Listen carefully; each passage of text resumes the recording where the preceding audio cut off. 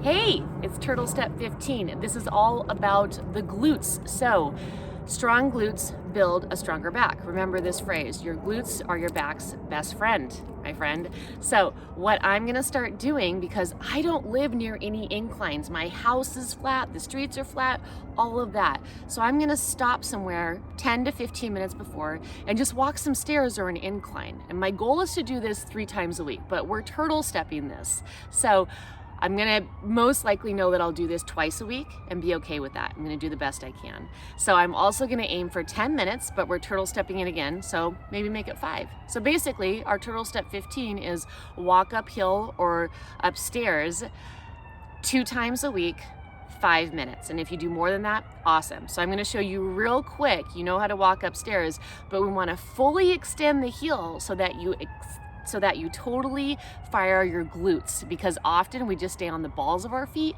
and we're not firing our glutes. All right, so you're gonna see my back for a little bit. Here we go. So in the words of Ice Cube, you can do it, put your back into it. So I'm just gonna step, fully extend, step, fully extend, like that. All right, so